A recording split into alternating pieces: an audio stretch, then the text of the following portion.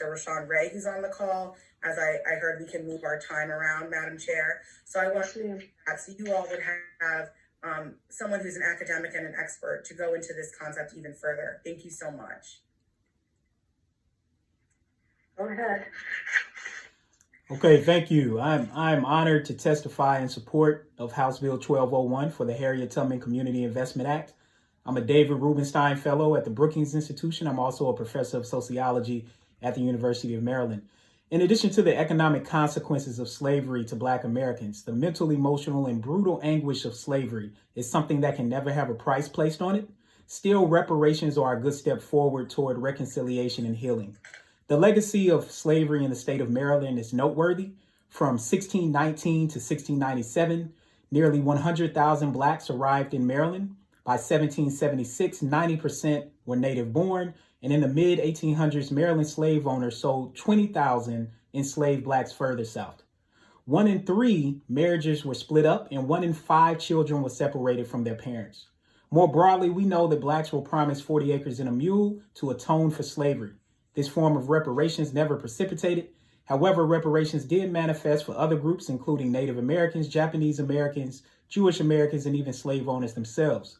Black Americans are the only group that have not received reparations for state-sanctioned racial discrimination, while slavery afforded some white families the ability to accrue wealth multiple times over.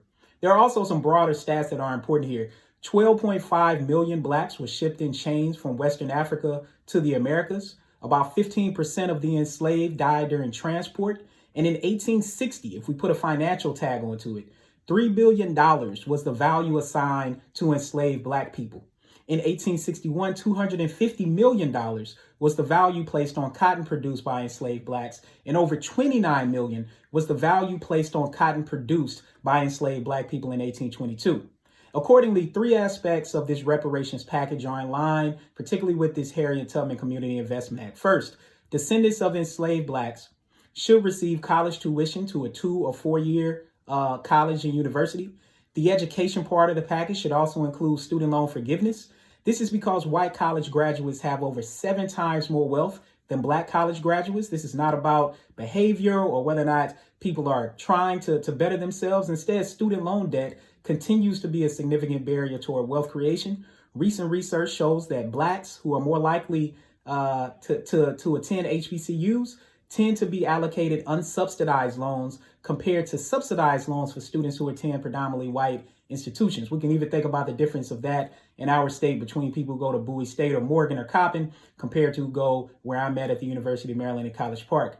Second, this Community Investment Act provides down payment grants and housing revitalization grants for Black Americans. The legacy of slavery is apparent, particularly in predominantly Black neighborhoods. One of the things we know is that neighborhoods that are at least 50% Black have half the home values of the average to a neighborhood with no Black residents, even after controlling for various factors.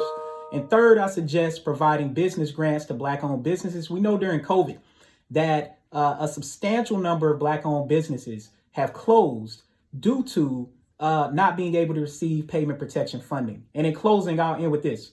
This is about repaying a debt and implementing restitution.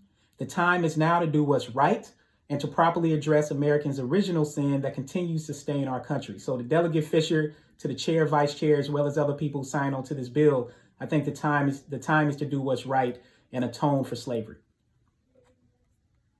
Thank you for your testimony. We'll now